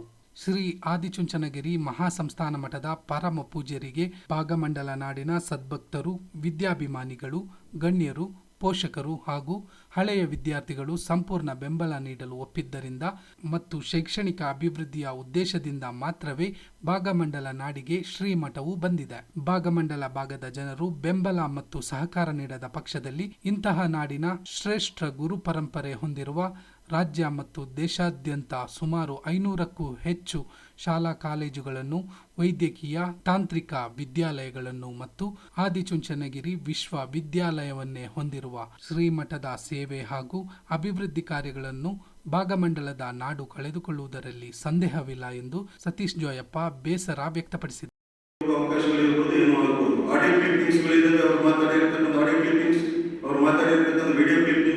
ಎಲ್ಲವೂ ಕೂಡ ಇದೆ ಡಾಕ್ಯುಮೆಂಟ್ಸ್ ಶಾಲೆಯಲ್ಲಿ. ಎಂಕ್ವೈರಿಗಳು ನಡೀತಾ ಇದೆ, ಫೈನಲ್ ಸ್ಟೇಜ್ ಅಲ್ಲಿ ಇದೆ. ಫೈನಲ್ ಸ್ಟೇಜ್ ಅಲ್ಲಿ ಇರುವಂತಹ ಸಂದರ್ಭದಲ್ಲಿ ಏನ್ ಮಾಡ್ತಾರೆ, ಅಮಾಯಕರನ್ನ ಇವತ್ತು ಏನೂ ಗೊತ್ತಿಲ್ಲದಂತ ಅಮಾಯಕರನ್ನ ಕರ್ಕೊಂಡು ಅನ್ನೆಸೆಸರಿ ಆಗಿ ಹೊಸಗದ ಕುಟುಂಬದ ಒಬ್ಬ ಅವರ ಅಣ್ಣನೇ ನಮ್ಗೊಂದು ಸಿಗ್ನೇಚರ್ ಹಾಕೊಟ್ಟಿದ್ದಾರೆ, ನಮಗೆ ಜಾಗ ಕೊಡ್ಲಿಕ್ಕೆ ತಕರಾರು ಇಲ್ಲ ಅಂತ ಹೇಳುವಂಥದ್ದನ್ನ. ಅವರ ತಮ್ಮನೊಬ್ಬನ ಕರ್ಕೊಂಡು ಕೂರಿಸಿದ್ದಾರೆ. ಇವರು ಆ ಕುಟುಂಬದ ಪಡೆದರು, ಅವ್ರ ಭಾಗದವರು. ಅವ್ರನ್ನ ಕೂರಿಸಿ ಅವ್ರ ಮುಖೇನ ಇಲ್ಲದ ಸಲದ ಮಾತುಗಳು ಹೇಳಿಕೆ, ಮತ್ತೆ ಊರಲ್ಲಿ ಇಲ್ಲದೆ ಹೊರಗಡೆ ಇದ್ರು ಪಾಪ ಅವರು. ಕೆಲವರಿಗೆ ವಿಷಯಗಳು ಗೊತ್ತಿಲ್ಲದ ಹೊರಗಡೆ ಇದ್ದವ್ರನ್ನ ಕರ್ಕೊಂಡು ಬಂದು ಕೂರಿಸಿ ಅವ್ರ ಮುಖಾನ ಜನರ ದಾರಿ ತಪ್ಪಿಸ್ತಕ್ಕಂಥ ನಿಟ್ಟಿನಲ್ಲಿ ಒಂದು ಪ್ರಯತ್ನ ಮಾಡಿರ್ತಕ್ಕಂಥದ್ದು. ಮತ್ತು ಸೋಷಿಯಲ್ ಮೀಡಿಯಾಗಳಲ್ಲಿ ಕೂಡ ವಿಚಾರಗಳನ್ನ ಅನಾವಶ್ಯಕವಾಗಿ ಇಲ್ಲ ಸಲ್ಲದು ಕೂಡ ಪ್ರಚಾರ ಮಾಡಿರ್ತಕ್ಕಂಥದ್ದಲ್ಲೇ ಅದಕ್ಕೆಲ್ಲ ಪೂರ್ಣ ವಿರಾಮನ ಇಡಬೇಕು. ಇದು ಏನು ನಾವು ಅವರಿಗೆ ಕೊಟ್ಟಿರ್ತಕ್ಕಂಥ ಮಹಾಸಂಸ್ಥಾನಕ್ಕೆ ಕೊಟ್ಟಿದ್ದೀವಿ, ಆ ಶಾಲೆ ಆ ಭಾಗದಲ್ಲಿ ಅಭಿವೃದ್ಧಿಯತ್ತ ಸಾಗಬೇಕು. ಒಂದಷ್ಟು ಆ ಭಾಗದ ಜನರಿಗೆ ವಿದ್ಯಾರ್ಥಿಯನ್ನು ಮಾಡೋ ವಿದ್ಯಾರ್ಥಿಗಳಿರ್ಬೋದು, ಆ ಭಾಗದ ಜನರಿಗೆ ಶಿಕ್ಷಣ ಅದು ಜಾಬ್ ಇರ್ಬೋದು, ಅದೆಲ್ಲ ಕೂಡ ಆದ್ಯತೆ ಮೇಲೆ ಕೊಡಬೇಕು ಅಂತ ಒಂದು ನಿಟ್ಟಿನಲ್ಲಿ ಆ ಮಹಾಸಂಸ್ಥಾನಕ್ಕೆ ಕೊಟ್ಟಿರುವಂಥದ್ದು. ಯಾಕಂದ್ರೆ ಇದ್ದಂಥ ಹಳೆ ಕಟ್ಟಡವನ್ನ ನಮಗೆ ದುರಸ್ತಿ ಪಡಿಸ್ಲಿಕ್ಕೆ ಕೂಡ ಸಾಧ್ಯ ಆಗ್ತಿಲ್ಲ, ಪೇಂಟ್ ಮಾಡ್ಲಿಕ್ಕೆ ಕೂಡ ಅವಕಾಶ ಆಗದಂತ ಪರಿಸ್ಥಿತಿ. ಬೈ ಮ್ಯಾನೇಜ್ಮೆಂಟ್ ನಡೆಸುವಂಥದ್ದು ಎಷ್ಟೋ ಫೀಸ್ ಇರುತ್ತೆ ಲೋಕಲ್ಲಿ, ಅದನ್ನೆಲ್ಲ ಸುಧಾರಿಸ್ಕೊಂಡು ನಡೆಸುವಂಥದ್ದು ಕಷ್ಟ. ಆದರೂ ಆ ಸಂಸ್ಥಾನ ಬಂದು ಸುಮಾರು 1.5 ಕೋಟಿ ಕಟ್ಟಡ ಕಟ್ಟಿ ಇವತ್ತು ಉತ್ತಮ ರೀತಿಯ ಶಿಕ್ಷಣ ಸಂಸ್ಥೆ ನಡೀತಾ ಇದೆ. ಈಗ ಎಲ್ಲ ಒಂದ್ ಕಡೆ ತನಿಖೆಗಳು ನಡೀತಾ ಇರಬೇಕಿದ್ರೆ, ಎಂಕ್ವೈರಿ ಡಿಪಾರ್ಟ್ಮೆಂಟ್ ಎಂಕ್ವೈರಿ ನಡೀತಾ ಇರಬೇಕಿದ್ರೆ ಅವ್ರಿಗೆ ಎಲ್ಲಿ ಅವ್ರಿಗೆ ಅಡ್ವಾನ್ಸ್ ಆಗುತ್ತೆ ಅಂತ ಒಂದು ಚಿಂತನೆಯಲ್ಲಿ ಈ ರೀತಿಯ ಒಂದು ದೊಂಬಿಯ ಪ್ರಯತ್ನವನ್ನು ಮಾಡಿದ್ದಾರೆ. ಅದರ ಜೊತೆಗೆ ಇನ್ನೊಂದು ಮಾತು ಉಲ್ಲೇಖ ಮಾಡಿದ್ದಾರೆ ಅವರು, ಸಂಸ್ಥಾನಕ್ಕೆ ಕೊಟ್ಟಿರುವ ಸಂಬಂಧಪಟ್ಟಾಗೆ ಕೆಲವು ಕಡೆ ಮಾಡಿರ್ತಕ್ಕಂಥ ಆರೋಪಗಳಲ್ಲಿ ಮೊದಲನೇ ಸ್ಪಷ್ಟಪಡಿಸ್ತೇವೆ. ಆ ಒಂದು ಸಂಸ್ಥೆನ ನಡೆಸ್ತಕ್ಕಂಥ ಸಂದರ್ಭದಲ್ಲಿ ಈಗೆಲ್ಲ ಕೊಡಗು ಜಿಲ್ಲೆಯಲ್ಲಿ ಬೇರೆ ಬೇರೆ ಭಾಗಗಳಲ್ಲಿ ಕೂಡ ವಿದ್ಯಾಸಂಸ್ಥೆಗಳು, ಮ್ಯಾನೇಜ್ಮೆಂಟ್ ಅನ್ನು ನಡೆಸ್ತಕ್ಕಂಥ ಸಂಸ್ಥೆಗಳು ಇವತ್ತು ಯಾವ ರೀತಿ ನಡೀತಾ ಇದ್ದಾವೆ, ಜೊತೆಗೆ ಎಷ್ಟು ಸಂಸ್ಥೆಗಳು ಕೂಡ ಮುಖ್ಯವಾಗಿದೆ ಅಂತ ಹೇಳುವುದು ನಿಮಗೆಲ್ಲರೂ ಕೂಡ ಪರಿಚಿತ. ಆ ನಿಮಿತ್ತ ಭಾಗಮಂಡಲ ಭಾಗದಲ್ಲಿ, ಗ್ರಾಮೀಣ ಭಾಗ, ಗುಡ್ಡಗಾಡು ಪ್ರದೇಶ, ಹೆಚ್ಚಿನ ಒಂದು ಜನಸಂಖ್ಯೆ ಇಲ್ಲಂತ ಭಾಗದಲ್ಲಿ ಆ ಸಂಸ್ಥೆಯನ್ನು ನಡೆಸುವಂಥದ್ದು ಕಷ್ಟ ಸಾಧ್ಯ ಅಂತ ಹೇಳುವಂಥ ನಿಟ್ಟಿನಲ್ಲಿ 2016-11-2017 ಆ ಮೊದಲನೇ ಸಭೆಯನ್ನು ನಾವಲ್ಲಿ ಕರೀತೇವೆ. ಆ ಮೊದಲನೇ ಸಭೆಯಲ್ಲಿ ಎಲ್ಲ ವಿದ್ಯಾಭಿಮಾನಿಗಳು, ಸಂಸ್ಥೆಯಲ್ಲಿ ದುಡಿದಿರ್ತಕ್ಕಂಥ ವಿದ್ಯಾರ್ಥಿಗಳು ಮತ್ತು ಭಾಗಮಂಡಲ ಭಾಗದಲ್ಲಿ ದುಡಿದಿರ್ತಕ್ಕಂಥ ಮಹನೀಯರು ಎಲ್ಲರೂ ಕಳೆದು ಒಂದು ಸಭೆಯನ್ನು ಮಾಡಿ ಶಾಲೆಯಲ್ಲಿ ನಡೀತಿರ್ತಕ್ಕಂಥ ಪರಿಸ್ಥಿತಿಗಳು ಮತ್ತು ನಡೆಸ್ತಕ್ಕಂಥ ಕಷ್ಟ ವಿಚಾರಧಾರೆಗಳನ್ನ ಸಭೆಯಲ್ಲಿ ಉಲ್ಲೇಖವನ್ನು ಮಾಡಿದಾಗ ಈ ಸಂಸ್ಥೆ ನಾವು ಮ್ಯಾನೇಜ್ಮೆಂಟ್ ನಡೆಸುವಂಥ ಕಷ್ಟ ಒಂದು ಚರ್ಚೆಗೆ ಬಂದು ಆ ಒಂದು ಪೂರ್ಣ ಹಂತಕ್ಕೆ ನಾವು ತೀರ್ಮಾನಕ್ಕೆ ಬರೋದಿಲ್ಲ. ಮತ್ತೆ ಇನ್ನೊಂದು ಸಭೆಯನ್ನು ಕರಿಬೇಕು ಅಂತ ಹೇಳಿದಾಗ ಮತ್ತೆ 12/7/2018 ಮತ್ತೆ ಅಲ್ಲೇ ನಮ್ಮ ಶಾಲೆಗೆ ಮತ್ತೊಂದು ಸಭೆಯನ್ನು ಕರೀತೇವೆ. ನಾವು ಸಭೆಯನ್ನು ಕರೆದು ಮತ್ತೆ ಅದರ ಬಗ್ಗೆ ಚರ್ಚೆಯನ್ನು ಮಾಡಿ ಶಾಲೆಯಲ್ಲಿ ನಡೆಸ್ತಕ್ಕಂಥ ಮ್ಯಾನೇಜ್ಮೆಂಟ್ ಪೋಸ್ಟ್ಗಳನ್ನ ನಡೆಸ್ತಕ್ಕಂಥದ್ದು ಎಲ್ಲವೂ ಕೂಡ ಕಷ್ಟ. ಶಿಕ್ಷಕರ ನೇಮಕಾತಿ ಮಾಡ್ಕೊಳ್ಳಿಕ್ಕೆ ಅವಕಾಶಗಳಿರೋದಿಲ್ಲ. ಈ ಎಲ್ಲ ಕಾರಣಗಳಿಂದಾಗಿ ಮಹಾಸಂಸ್ಥಾನಕ್ಕೆ ಕೊಡಬೇಕು ಅಂತ ಹೇಳುವಂತ ತೀರ್ಮಾನ ಮಾಡಿದ ಆ ಒಂದು ಭಾಗದಲ್ಲಿ ಒಕ್ಕಲಿನ ಸರ್ವ ಎಲ್ಲ ಭಾಗದಲ್ಲಿ ಇರ್ತಕ್ಕಂಥ ವಿದ್ಯಾಭಿಮಾನಿಗಳಿರ್ಬೋದು, ಹಳೆ ವಿದ್ಯಾರ್ಥಿಗಳು ಬದಿಯರ್ತಕ್ಕಂಥಿರ್ಬೋದು, ಸದಸ್ಯರು, ಅಜೀವ ಸದಸ್ಯರುಗಳು ಮತ್ತು ಜಾಗ ದಾನ ಮಾಡಿರ್ತಕ್ಕಂಥವ್ರು ಎಲ್ಲರೂ ಕೂಡ ಸಭೆಗೆ ಉಪಸ್ಥಿತರಿದ್ದು ಒಮ್ಮತದ ತೀರ್ಮಾನಕ್ಕೆ ಬಂದಿರುತ್ತೇವೆ. ನಾವಲ್ಲಿ ಆ ಒಂದು ಮಹಾಸಂಸ್ಥಾನಕ್ಕೆ ಕೊಡಬೇಕು, ಆ ಸಂಸ್ಥೆಯನ್ನು ಮತ್ತೆ ಆ ಭಾಗದಲ್ಲಿ ಹೆಚ್ಚಿನ ರೀತಿ ಉಳಿಸ್ಕೊಳ್ಬೇಕು ಅನ್ನೋ ನಿಟ್ಟಿನಲ್ಲಿ 2017-18 ಆಗಿರ್ತಕ್ಕಂಥ ಸಭೆಗಳು. ಆ ಸಭೆಗಳು ಎಲ್ಲ ಸಭೆಗಳ ತೀರ್ಮಾನ ಆದ ನಂತರ 2020ರಲ್ಲಿ ಮತ್ತೆ ಶಾಲೆಗಳು ಕೊಡುವಂತ ಪರಿಸ್ಥಿತಿ, ನಾವು ಅದನ್ನು ಅವರಿಗೆ ಕಾರ್ಯಕ್ರಮವನ್ನು ಮಾಡ್ತೇವೆ.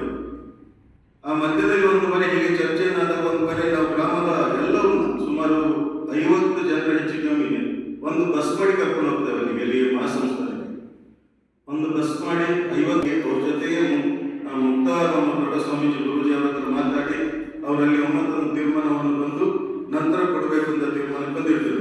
ಸುದ್ದಿಗೋಷ್ಠಿಯಲ್ಲಿ ನಿರ್ದೇಶಕ ಹ್ಯಾರಿಸ್ ಮತ್ತಿತರ ಪ್ರಮುಖರು ಉಪಸ್ಥಿತರಿದ್ದರು. ಕಳೆದ 4 ದಿನಗಳಿಂದ ಸೋಮರಪೇಟೆ ಪಟ್ಟಣದ ಸರ್ಕಾರಿ ಪದವಿಪೂರ್ವ ಕಾಲೇಜು ಮೈದಾನದಲ್ಲಿ ಜರುಗಿದ ಜಿಲ್ಲಾ ಮಟ್ಟದ ದಿವಂಗತ ರಂಗಸ್ವಾಮಿ ಚೂರಿಗಿಡ್ನ ಸ್ಮಾರಕ ಹಾಕಿ ಪಂದ್ಯಾವಳಿಯಲ್ಲಿ ಯುನೈಟೆಡ್ ಸ್ಪೋರ್ಟ್ಸ್ ಕ್ಲಬ್ ಬೇರಳಿನಾಡು ತಂಡ 2-1 ಗೋಲುಗಳಿಂದ ರೋಚಕ ಗೆಲುವು ಸಾಧಿಸುವುದರ ಜೊತೆಗೆ ಪ್ರಥಮ ಸ್ಥಾನವನ್ನು ಗಳಿಸಿದೆ. ಅಲ್ಲದೆ 1 ಲಕ್ಷ ನಗದು ಹಾಗೂ ಆಕರ್ಷಕ ಟ್ರೋಫಿಯನ್ನು ತನ್ನದಾಗಿಸಿಕೊಂಡಿದೆ. ರೋಚಕ ಆಟ ಪ್ರದರ್ಶಿಸಿ ಅಂತಿಮ ಕ್ಷಣದಲ್ಲಿ ಸೋಲುಂಡ ಆತಿಥೇಯ ಡಾಲ್ಫಿನ್ಸ್ ತಂಡ ರನ್ನರ್ ಅಪ್ ಸ್ಥಾನಕ್ಕೆ ತೃಪ್ತಿಪಟ್ಟುಕೊಂಡಿದೆ.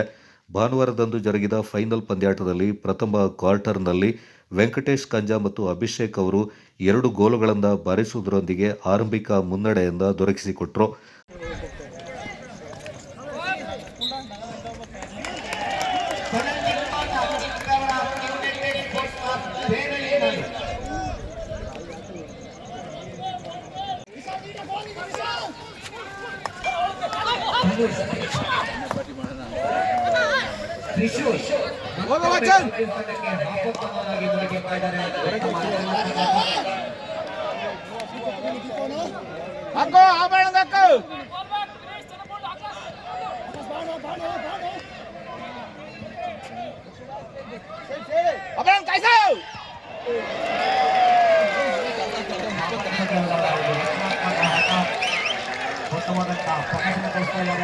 ಮಿಂಚಿನಂತೆ ನುಗ್ಗಿ ಚಿರತೆಯ ವೇಗದಲ್ಲಿ ಗುಣಗಳಿಸುವಂತಹ ಅವಕಾಶ ಇತ್ತು. ಆದರೆ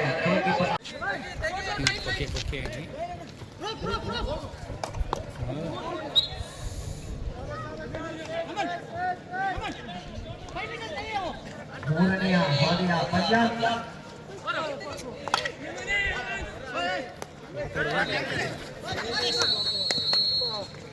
ನಂತರ ಡಾಲ್ಫಿನ್ಸ್ ತಂಡಕ್ಕೆ ಪೆನಾಲ್ಟಿ ಕಾರ್ನರ್ ದೊರೆತರೂ ಗೋಲ್ ಗಳಿಸುವಲ್ಲಿ ಡಾಲ್ಫಿನ್ಸ್ ಮುನ್ನಡೆ ಆಟಗಾರರು ವಿಫಲಗೊಂಡರು. ಬೇರಳಿನಾಡು ತಂಡದ ಪ್ರಮುಖ ಆಕರ್ಷಕ ಆಟಗಾರ ಮೊಹಮ್ಮದ್ ರಾಹಿಲ್ ಪ್ರಸ್ತುತ ಭಾರತ ತಂಡವನ್ನು ಪ್ರತಿನಿಧಿಸ್ತಾ ಇದ್ದು ಇಡೀ ಕ್ರೀಡಾಂಗಣವನ್ನು ತನ್ನ ನಿಯಂತ್ರಣಕ್ಕೆ ತೆಗೆದುಕೊಂಡು ಜಿಂಕೆಯಂತೆ ಓಡಾಡಿ ಗೆಲುವಿನಲ್ಲಿ ಪ್ರಮುಖ ಪಾತ್ರವನ್ನು ವಹಿಸಿದರು. ಫೈನಲ್ ಪಂದ್ಯಾಟದ ತೀರ್ಪುಗಾರರಾಗಿ ಅಂತಾರಾಷ್ಟ್ರೀಯ ಹಾಕಿ ತೀರ್ಪುಗಾರರಾದ ದೀಕ್ಷಿತ್ ಹಾಗೂ ಕೀರ್ತಿ ಮುತ್ತಪ್ಪ ಅತ್ಯುತ್ತಮವಾಗಿ ಕಾರ್ಯನಿರ್ವಹಿಸಿದರು. ತಾಂತ್ರಿಕ ಟೇಬಲ್ನಲ್ಲಿ ಬಳಚಂಡ ನಾಣಯ್ಯ, ಅಯ್ಯಪ್ಪ, ವಿನೋದ್ ಜೆಸಿಬಿ, ಪೊನ್ನಣ್ಣ, ಸುಪ್ರೀತ್ ನಡೆಸಿಕೊಟ್ರು. ಫೈನಲ್ ಪಂದ್ಯಾಟವನ್ನು ಹಾಕಿ ಕರ್ನಾಟಕದ ಕಾರ್ಯದರ್ಶಿ ಹಾಗೂ ಭಾರತ ಹಾಕಿ ತಂಡದ ಮಾಜಿ ನಾಯಕ ಅಂಜಪರವಂಡ ಸುಬ್ಬಯ್ಯ, ಮತ್ತೋರ್ವ ನಾಯಕ ಸೋಮವಾರಪೇಟೆಯ ಅರ್ಜುನ್ ಹಾಲಪ್ಪ, ಭಾರತ ಹಾಕಿ ತಂಡದ ಉಪನಾಯಕ ಎಸ್ವಿ ಸುನಿಲ್, ಅಂತಾರಾಷ್ಟ್ರೀಯ ಹಾಕಿ ಆಟಗಾರ ಸೋಮವಾರಪೇಟೆಯ ವಿಕ್ರಮ್ ಕಾಂತ್ ಮತ್ತಿತರ ಆಟಗಾರರು ವೀಕ್ಷಿಸಿ ಆಟಕ್ಕೆ ಬೆಂಬಲವನ್ನು ನೀಡಿದರು.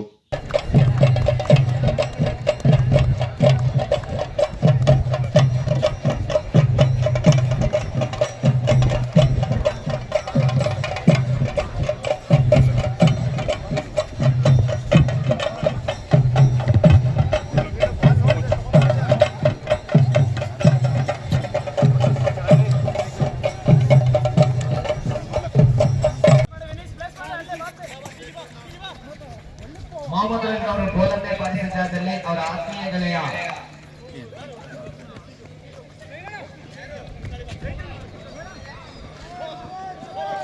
ಆಕಾಶ್ ಬಿಟಿ ಕಟ್ಟೆರವರು ₹1000 ನಗದು ಬಹುಮಾನವನ್ನು ಘೋಷಣೆ ಮಾಡಿದ್ದಾರೆ. Thank you.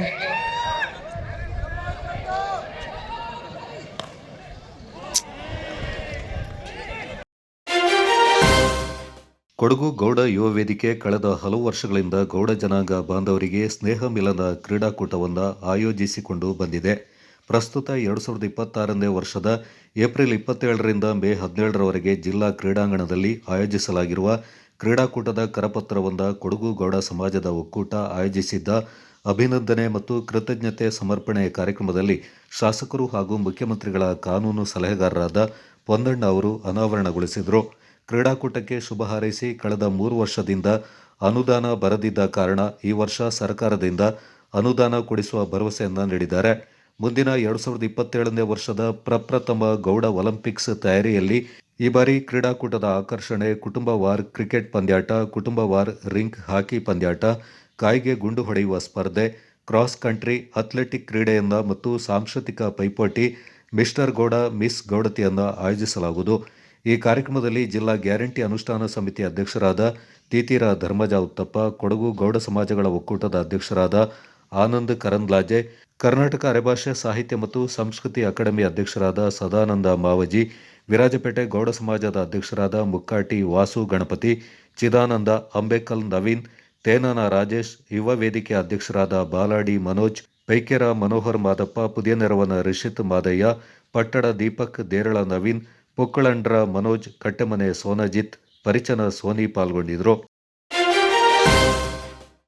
ವಿರಾಜಪೇಟೆಯಲ್ಲಿ ಎಐಕೆಎಂಸಿಸಿ ವತಿಯಿಂದ ರಂಜಾನ್ ಕಿಟ್ ವಿತರಣೆ. ವಿರಾಜಪೇಟೆ ಕಂಚಿ ಕಾಮಾಕ್ಷಿ ರಸ್ತೆಯ ಖಾಸಗಿ ಸಭಾಂಗಣದಲ್ಲಿ ನಡೆಯಿತು. ಸಂಸ್ಥೆಯ ವೈದ್ಯರಾದ ಬಾದ್ಶಾ ಮಾತನಾಡಿ, ನಮ್ಮ ಸಂಸ್ಥೆಯ ಸುಮಾರು 16 ವರ್ಷಗಳಿಂದ ಕೊಡಗಿನಲ್ಲಿ 3,500ಕ್ಕೂ ಹೆಚ್ಚಿನ ರೋಗಿಗಳಿಗೆ ಉಚಿತವಾಗಿ ಚಿಕಿತ್ಸೆ ನೀಡುವ ಸಂಸ್ಥೆಯಾಗಿದೆ.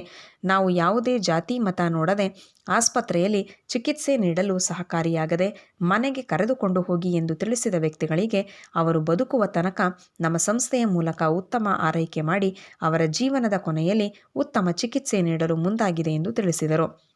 ಬೆಂಗಳೂರಿನಲ್ಲಿ ನಮ್ಮ ಸಂಸ್ಥೆಯೂ ಕೂಡ ಕಾರ್ಯನಿರ್ವಹಿಸುತ್ತಿದ್ದು ಕೊಡಗಿನ ಬಗ್ಗೆ ವಿಶೇಷವಾಗಿ ಕಾಳಜಿಯನ್ನು ವಹಿಸಿದೆ ಎಂದು ತಿಳಿಸಿದರು.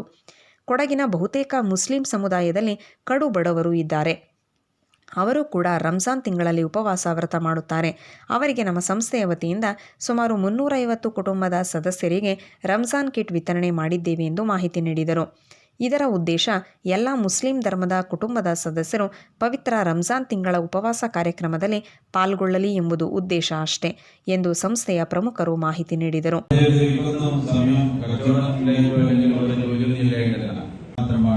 നിങ്ങളിത് ആഗ്രഹിക്കരുത്, ഇനി നിങ്ങൾ കൊടുക്കേണ്ടവരാണ്. ഇനി നിങ്ങളിത് കിട്ടുന്നവരൊക്കെ നിങ്ങൾ ഇതിനു വേണ്ടി പ്രാർത്ഥനയിൽ ഉൾപ്പെടുത്തുക. ഈ സഹായിച്ചവർക്കും ഇതിന് പ്രയത്നിച്ചവർക്കും. അതുകൂടാതെ ഇവിടുത്തെ KMCCയുടെ എന്ത് ആവശ്യങ്ങളും നിങ്ങളെ കൂടെ നിൽക്കുക. ഇവിടെ നമ്മൾ ഭാഷയില്ല, ആശയമില്ല, ജാതിയില്ല, ദേശമില്ല, ഒന്നും ഞങ്ങൾ നോക്കുന്നില്ല. ഞങ്ങളിപ്പോ ബാംഗ്ലൂരിൽ നിന്ന് ഇവിടെ വന്ന് ചെയ്യുന്നുണ്ടെങ്കിൽ അവിടെ മനോഹരനാണോ അല്ലെ പാത്തുമ്മയാണോ എന്ന് ഞങ്ങൾ നോക്കുന്നില്ല. ഞങ്ങൾ മനുഷ്യ സ്നേഹം മാത്രം, അത് മാത്രമേ ചിന്തിക്കുന്നു. ഫ്രീ ആയി ചെയ്തു കൊടുക്കുന്ന ഒരവസ്ഥ. 850ഓളം രോഗികൾ കൊടകിൽ ഈ 30 കിലോമീറ്റർ സംബന്ധിച്ച് ചെയ്തു വരുന്നു. അതിനു പുറമെ കുശാൽ നഗരം, മടിക്കേരി പോലെയുള്ള നമ്മുടെ വിവിധ പ്രദേശങ്ങളിൽ ഞങ്ങളുടെ ബ്രാഞ്ചുകൾ പ്രവർത്തിക്കുന്നു. അതൊക്കെ നിങ്ങളുടെ സൗഹാർദ്ദത്തിൻ്റെയും നിങ്ങളുടെയൊക്കെ സ്നേഹത്തിൻ്റെയും ഭാഗമായിട്ടാണ്. അതുകൊണ്ട് മനുഷ്യനെ സ്നേഹിക്കുക എന്ന പാഠമാണ് ഇവിടെ പഠിപ്പിക്കുന്നത്. നാം എല്ലാവരും ഉൾക്കൊള്ളേണ്ട ഒരു വിഷയം, നാം ഒക്കെ മനുഷ്യന്മാരാണ് എന്നതാണ്. നമ്മൾ ഈ മുസ്ലിങ്ങളുണ്ട്, ഇവിടെ കൂടിയ ആളുകൾ മുസ്ലിങ്ങളുണ്ട്, ഹൈന്ദവരുണ്ട്, ക്രൈസ്തവരുണ്ട്, മതത്തിൽ വിശ്വസിക്കാത്തവരുണ്ട്, വിശ്വസിക്കുന്നവരുണ്ട്. പക്ഷെ നമുക്കൊക്കെ ഒരു പേരുണ്ട്, ഒരു കോമൺ ഐഡന്റിറ്റി ഉണ്ട്. അത് മനുഷ്യൻ എന്നാണ്. മനുഷ്യൻ എന്ന വാക്കിന്റെ അർത്ഥം മനനം ചെയ്യാൻ കഴിവുള്ളവനെന്നാണ്. മനനം ചെയ്യുക എന്ന് പറഞ്ഞാൽ മനസ്സിലാക്കുക എന്നാണ്. മനസ്സിലാക്കുക സേവനങ്ങൾ എന്ന് പറയുന്നത് വളരെയധികം പരിശുദ്ധ റമദാൻ പ്രമാണിച്ച് അവരിവിടെ കിറ്റ് വിതരണം നടത്തുകയുണ്ടായിരുന്നു. പാവപ്പെട്ട ആളുകളെ കണ്ടെത്തിയത് അവരുടെ വീടിന് ആവശ്യമായ സാധന സാമഗ്രികൾ എത്തിച്ചു കൊടുക്കുക എന്ന് പറയുന്ന വലിയ ഒരു ദൗത്യം അവരേറ്റെടുത്തു. അതേപോലെ രോഗം കൊണ്ട് പ്രയാസപ്പെടുന്ന ഒരുപാട് ആളുകളെ കണ്ടെത്തി അവർക്ക് വേണ്ടുന്ന സാമ്പത്തികമായിട്ടും അതേപോലെ അവർക്ക് വേണ്ടുന്ന മരുന്നുകളും ഒക്കെ എത്തിച്ചു കൊടുത്ത് വലിയ ഒരു തണൽ വൃക്ഷമായി മാറിക്കൊണ്ടിരിക്കുന്ന ഒരു പ്രസ്ഥാനമാണ് KMCC എന്ന് പറയുന്നത്. ನಂತರ ಸಾಮೂಹಿಕವಾಗಿ ರಂಜಾನ್ ಪ್ರಾರ್ಥನೆಯ ನಂತರ ಮುಸ್ಲಿಂ ಸಮುದಾಯದ ವ್ಯಕ್ತಿಗಳು ಸೇರಿದಂತೆ ಇತರ ಜನಾಂಗದ ಎಲ್ಲ ಸದಸ್ಯರು ಸಾಮೂಹಿಕವಾಗಿ ಭೋಜನವನ್ನು ಸವಿದರು. ಈ ಸಂದರ್ಭದಲ್ಲಿ ಎಂಕೆ ನೌಷದ್, ರಾಜಕ್ ಹಾಜಿ, ವಕೀಲರಾದ ಧ್ರುವ, ಸಮಾಜ ಸೇವಕ ಸಂಜು ಸುಬ್ಬಯ್ಯ, ಚೋಪಿ ಜೋಸೆಫ್, ಸಾದಿಕ್, ಸಜೀರ್, ಬಶೀರ್ ಹಾಜಿ, ರಾಶಿದ್ ಹಾಜಿ, ಪಟ್ಟಣ ಪಂಚಾಯಿತಿ ಮಾಜಿ ಸದಸ್ಯರು, ವಿರಾಜಪೇಟೆ ನಗರದ ವಿವಿಧ ಜನಾಂಗದ ಸದಸ್ಯರು ಭಾಗವಹಿಸಿದ್ದರು.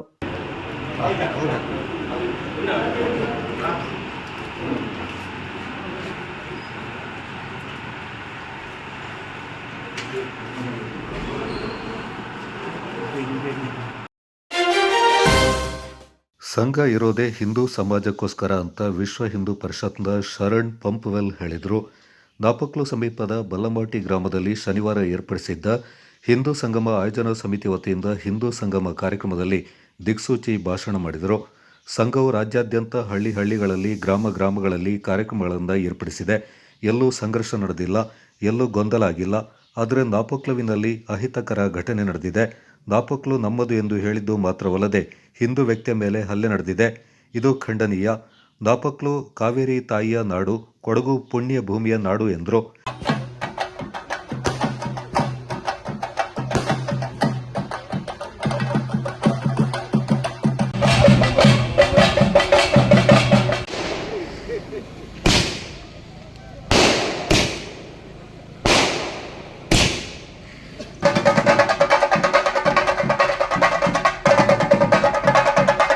ರಾಷ್ಟ್ರ ಸೇವಿಕಾ ಸಮಿತಿಯ ಮಂಗಳೂರಿನ ಜಿಲ್ಲಾ ಸೇವಾ ಪ್ರಮುಖ ಶ್ರೀದೇವಿ ಮಾತನಾಡಿ, ಎಲ್ಲಿ ಸ್ತ್ರೀ ಪೂಜಿಸಲ್ಪಡುತ್ತಾಳೋ ಅಲ್ಲಿ ದೇವತೆಗಳು ನೆಲೆಸಿರುತ್ತಾರೆ ಎನ್ನುವ ಉದಾತ್ತ ಚಿಂತನೆ ನೀಡಿದರು.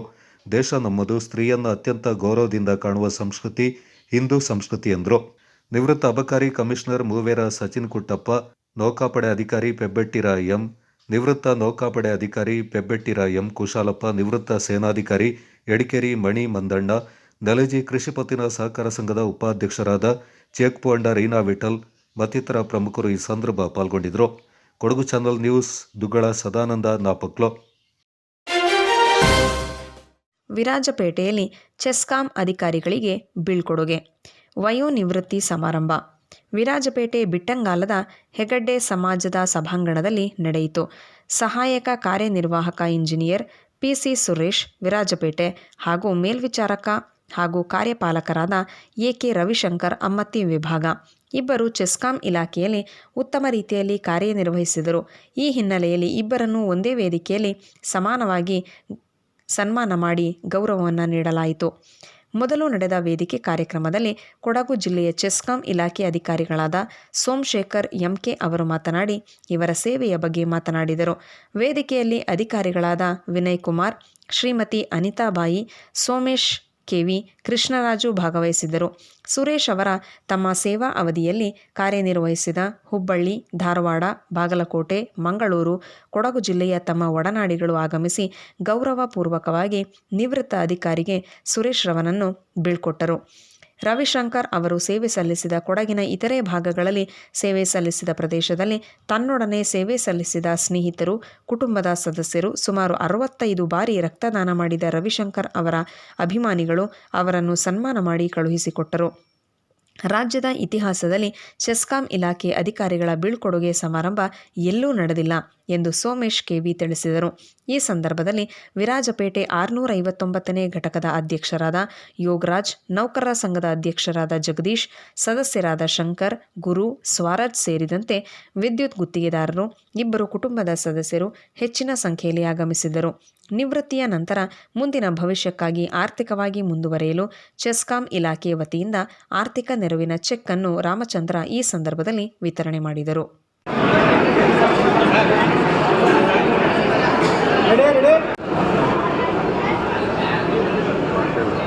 ಒಡಿಯಾ